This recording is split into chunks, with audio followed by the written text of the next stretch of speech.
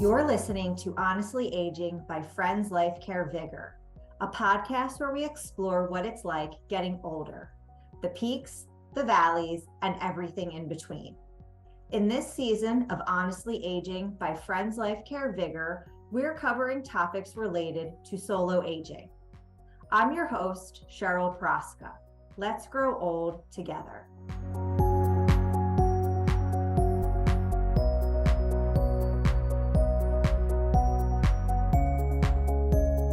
On today's episode, I'm joined by Dora Dobrzynski. Angela is a licensed professional counselor with a private practice. Additionally, she is a certified grief counseling specialist and holds a certificate in holistic health coaching from the Institute for Integrative Nutrition. Angela earned her master's degree in counseling psychology from Rosemont College and her bachelor's degree in psychology from Stockton University. Prior to private practice, Angela worked as a bereavement counselor for Mainline Health, Homecare and Hospice, the Renfrew Center, and as adjunct faculty at Manor College, teaching developmental psychology and stress and health psychology.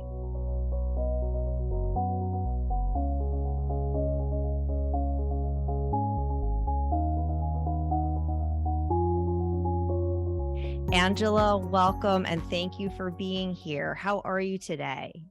Hi, Cheryl. I'm doing well. It's so nice to be here with you. Thanks for having me. Absolutely. Angela, you're joining me today to discuss grief and loss, especially as it relates to older adults and solo agers.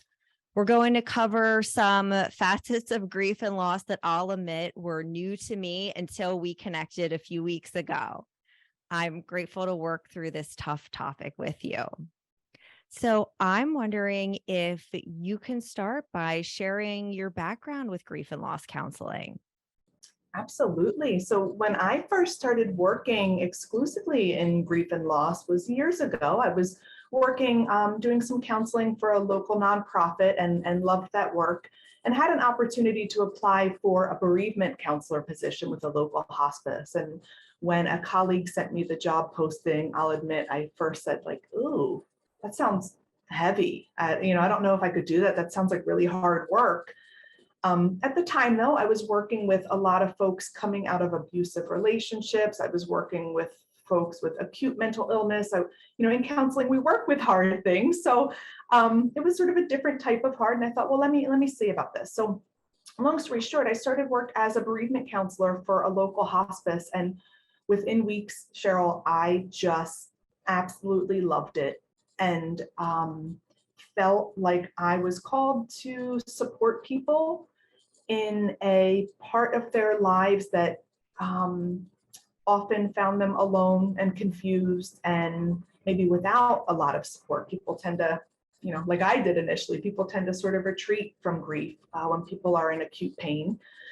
And so very early on, I loved my work with grieving folks, and I stayed there for a couple of years until I went into private practice, where I work a lot with people who are grieving, but also with other mental health issues and supportive needs.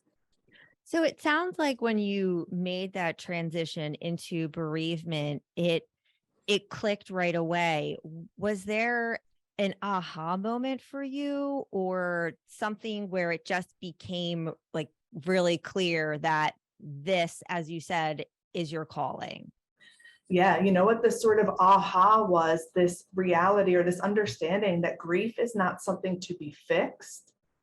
Like many other mental health struggles, like many other emotional struggles, let's say, we sort of want to fix it. We want to right it. We want to prevent and manage anxiety. We want to recover from depression and so on. And recognizing very early on that grief is part of everyone's experience, completely natural, normal, unavoidable, although it can look very different for everyone. And that my role as a grief counselor is to really be with someone in that pain, in that conflict. Sometimes it's not just pain, grief. Sometimes there's a lot of conflicting emotions, including things like relief or hope or joy. And that's unexpected to people and can be distressing even. But to recognize that in this capacity as a grief counselor, my role is to really be with people in it, to normalize it, to facilitate a healthy grief process, but not to try to fix it for them. And for me, that's what was the great fit. I can be in this pain with you and help you in the ways that I can as a fellow human. And so often we associate grief when someone who we love or who we close to dies. But can you talk about how there's also that grieving someone who's still living? Absolutely. This was another illuminating thing for me when I started working in bereavement counseling. I started to see grief everywhere and not just after death. And so recognizing, even in myself and in other clients, things that we grieve that aren't deaths. So a really common one right now is people grieving the loss of a loved one in addiction. So the person's still alive, but they're not here anymore, or they're not themselves. Or the loss of a family member through cutoff. Like my adult daughter doesn't talk to me anymore. We had a fight, or I don't know what I did, whatever it might be. My daughter's not in my life anymore, even though she's still alive. And that's losing people, not to death. But then there's so many other things, not people, that we grieve. And so we can grieve the end of a marriage, even if we chose to end it. Grieving the end of a job or a career or a work phase. Grieving the loss of mobility or health, right? Like I no longer can use my right hand, and grieving that. So seeing how people can grieve even when there's not a death to point at has been really illuminating for me, and now informs really my work with all my clients, regardless of what they're coming to me for. I see all these losses throughout our lifespan and what it means to really recognize them and their impact on us. And I think many of those things don't tend to be recognized by others, sort of in the world in general. I sort of say, people will likely bring you a casserole if your child dies. People don't often bring you a casserole when your child's out there suffering from addiction and no longer in your world, but alive. So there can be a lack of sort of public showing of support for those losses. And a few things that you talked about stood out to me because I found that I was able to relate to them. And I'm thinking about like leaving a job. I knew it was the right decision to leave. However, it was really challenging because I was also leaving behind people who I cared about. And looking back just from when I was going through the end of high school and the end of college and losing some of those friendships, that is a loss. And I'm trying to think, if someone comes to you and says, I'm going through these experiences, I'm feeling grief and loss, how do you go about starting to help someone work through that emotional load that they're carrying? Yeah, I mean, first, people rarely come and say that unless it's a death. So I think people often don't even recognize it as such. And I think the naming of it in a therapeutic setting alone can be helpful, validating, normalizing. You just mentioned like high school and college, and it occurred to me just to mention like how many college freshmen suffer from depression and adjustment issues. And I think there's a lot of grief in that too. What they knew, their old world, their old routine, their old friends. I can go down the street and see my friend. Now everyone's spread out across the country because we're in college in different places. Things like that's grief. No college freshman is coming to me saying, I'm grieving the loss of my high school experience. They don't recognize it as such in the moment. But when I see these things and we can share those together and talk with people about, you mentioned specifically a job. That's such a big one, Cheryl. We tend to so identify with our work, first of all, and sometimes identify with a title or maybe our productivity, but then there's those other compound losses when we say leave a job under any circumstance, again, even if you're choosing to, of losing a routine, could be losing income or benefits, could be losing the daily interactions with certain people who know us in a certain context and bring a certain level of fulfillment to our life that I think often we don't recognize in our daily life. It's just part of our life. Hi, Jane, how are you today? And then we don't have that anymore. You feel that loss. So I think the first thing is really naming that, identifying it, recognizing it, honoring it, and not trying to minimize it. And so in many cases, those losses come because of a gain, right? So maybe you leave a job to retire. Everyone's looking forward to retirement, right? And you're going, but why am I so depressed? Why is this so upsetting to me? I thought retirement was supposed to be this happy phase of my life. And it can be. And it can be while you also recognize the losses inherent in retirement. So it's not either or, and it's not saying, well, it's sad you lost that, but let's just look forward to retirement. Nor is it saying, well, retirement is great, so it doesn't matter that you lost that. It's both. It's saying, wow, retirement's not quite what I expected because I really miss saying hi to Jane every Monday and our, I don't know, Friday football pool or whatever it might have been that became part of my life, my routine, and that's not there anymore. That's gone.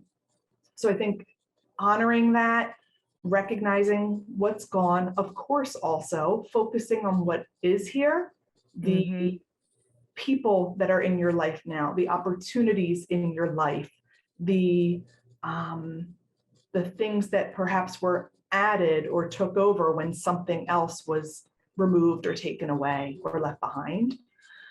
But it's finding that balance of saying it's both. Like it can be a beautiful thing and there can be pain in it, even when it's something that we want to be doing, like retirement.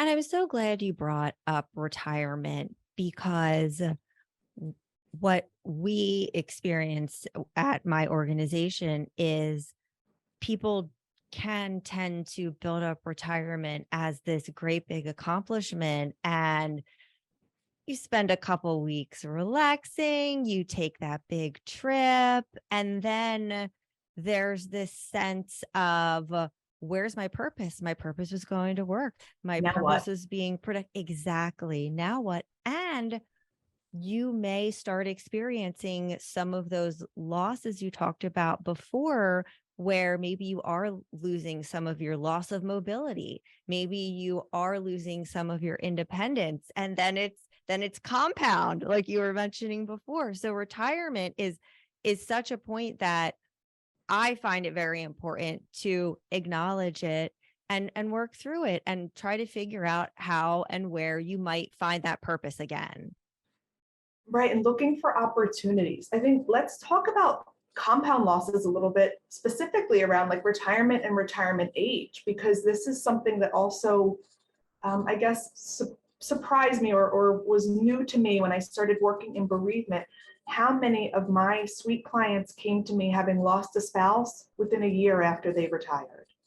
We've been working our whole life, living our whole married life, looking forward to this. We were getting the beach house, or we were planning the travels, or we built our dream home, and they're gone. It's not uncommon. It's an unfortunate correlation age-wise. At retirement age, we might lose more people in our lives, not necessarily spouses, but the older we get, the more people we lose, sadly. But mobility, other facets of our identity, not related to work, but maybe related to being in the work world. Maybe losing, having adult children, and so losing our kids, sort of the empty nest sort of part of life, and all those losses that tend to add up and sometimes hasten around retirement age or just post-retirement. And so, again, I think we have to acknowledge those. We don't want to scare people to death and say, well, here's all the things that you might lose in your 60s or something. Not that, but here's the reality of life. As this stuff happens, these things happen, or some things might go away. And then focusing really on the opportunities. Mhm. So what is it now at this phase of life that you can have, do, or be that you couldn't before? And I think for solo agers, that's a whole other level. And without other solo agers in your world or network, it can be hard to identify some of these things. Mhm. But I think there are a lot of opportunities for people, including solo agers, to see, okay, I don't have this anymore, or perhaps I never did have this, but here's what I can do, have, or be because of that. So the first thing that comes to mind as I work with some of my clients, and my older clients who are solo agers, Yeah.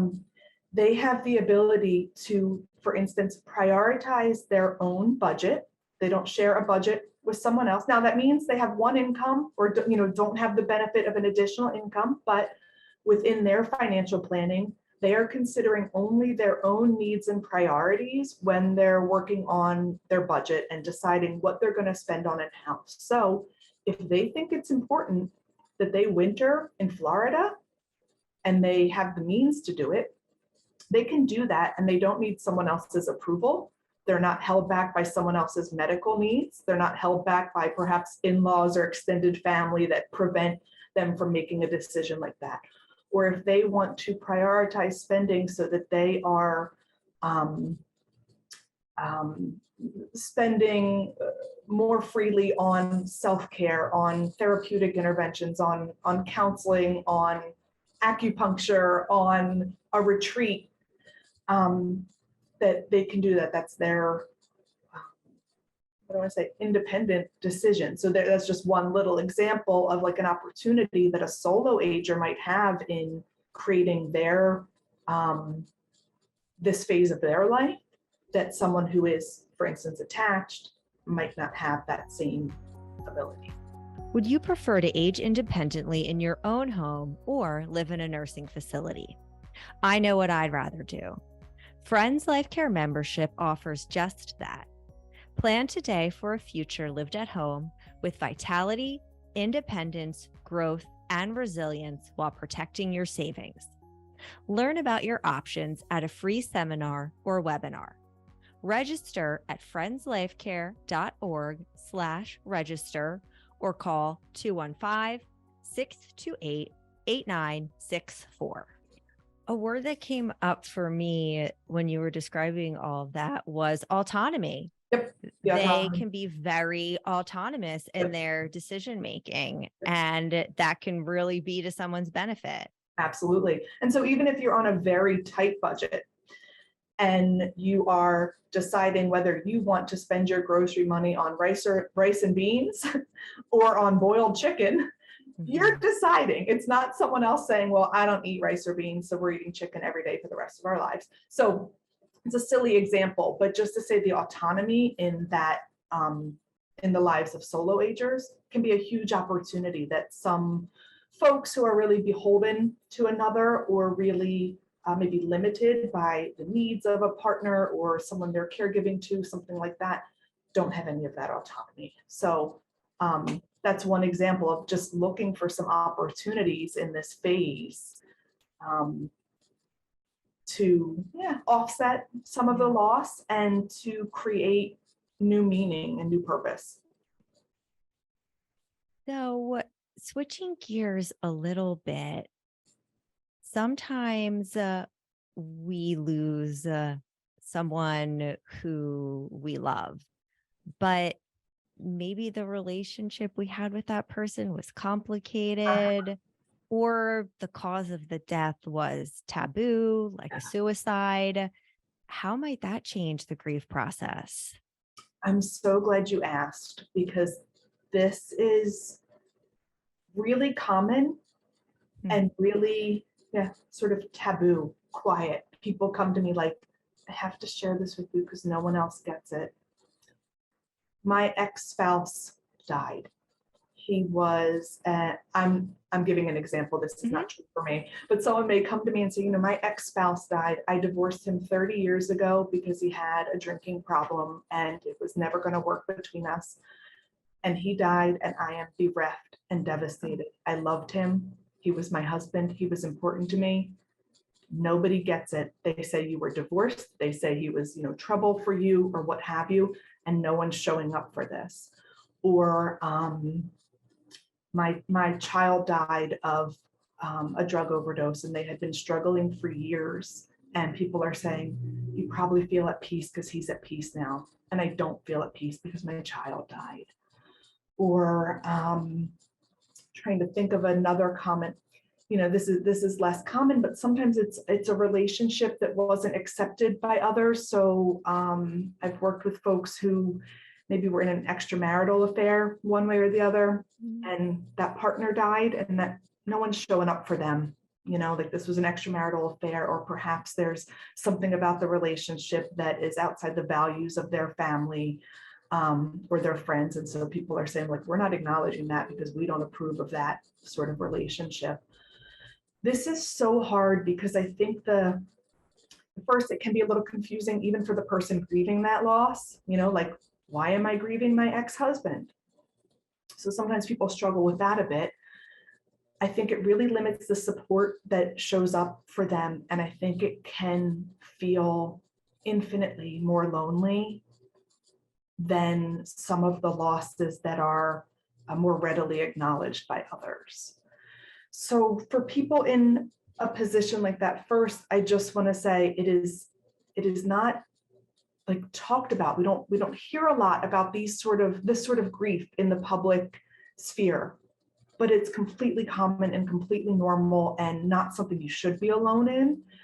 And so I think if you have a trusted counselor or clergy person or mentor or a close friend that you can confide in, if you don't, it's worth, I think, looking at the people in your life and seeing who is most trustworthy, who is safest, sort of with your heart, and sharing really explicitly with them what this means to you. Like, look, I know it seems confusing that I'm so heartbroken that my ex-spouse died, but I'm heartbroken that they died. And I really want to be able to share that with someone and talk with someone about that.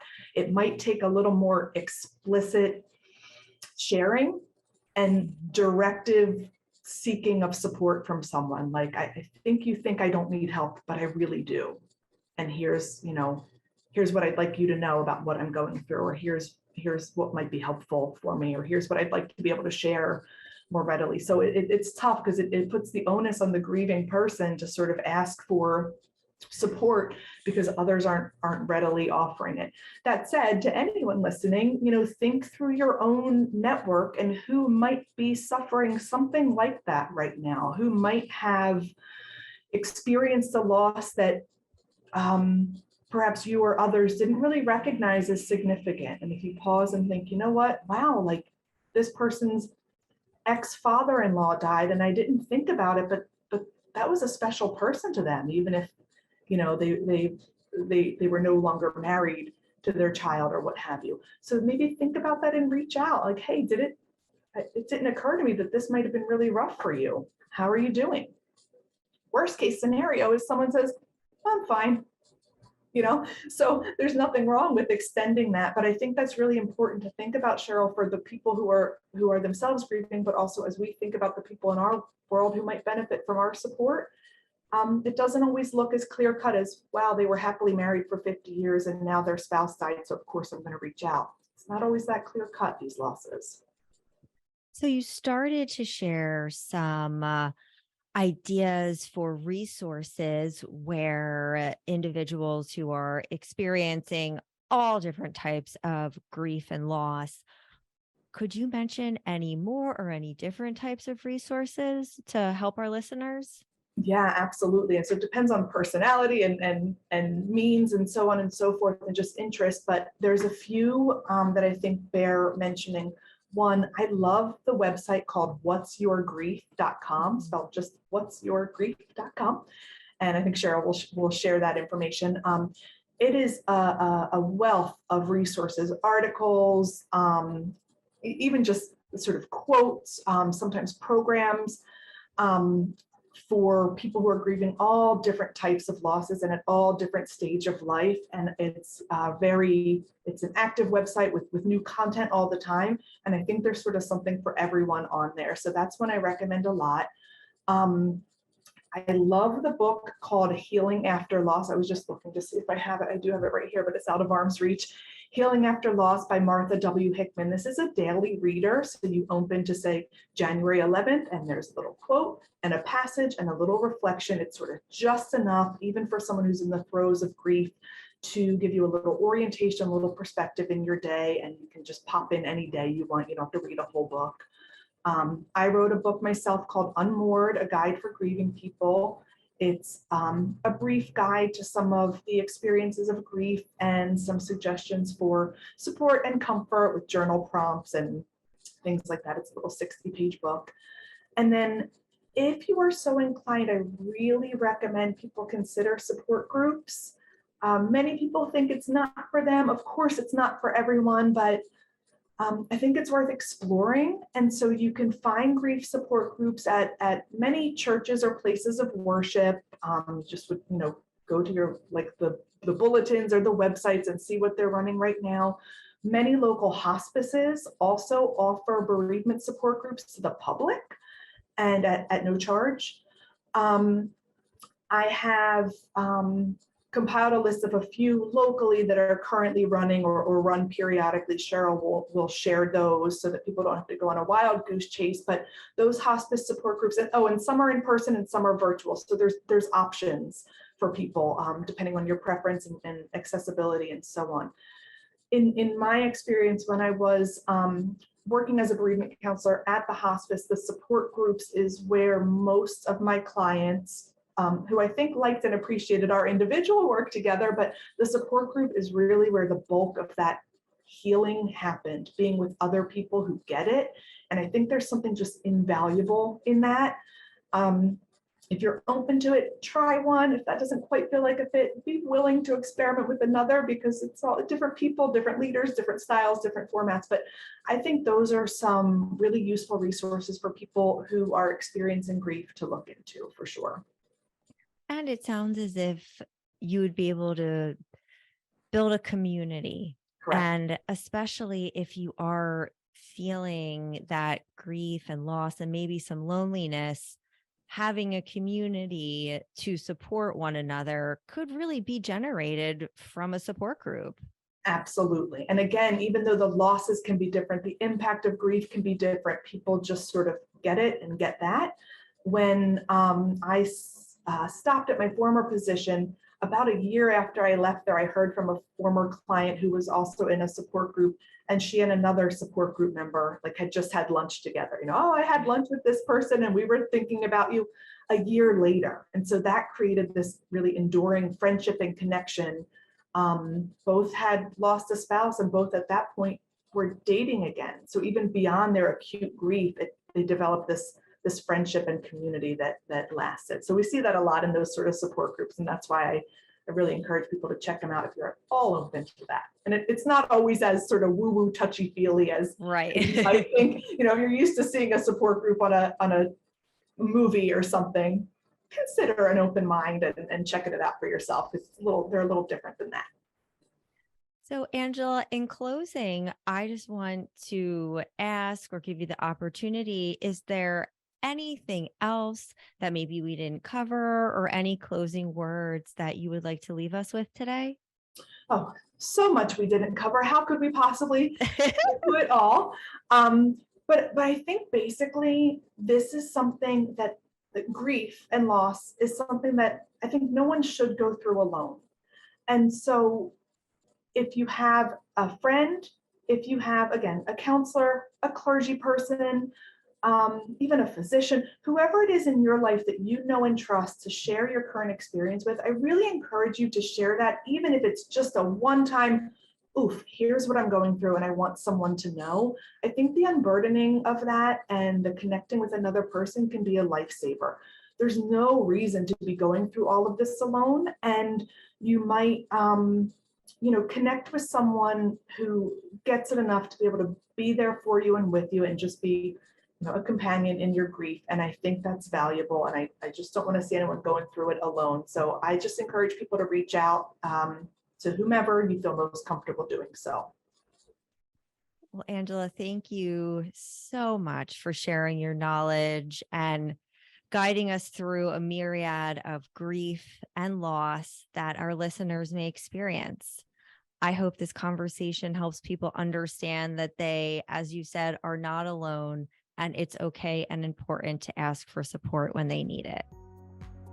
Thank you so much, Cheryl. I'm glad to have been here.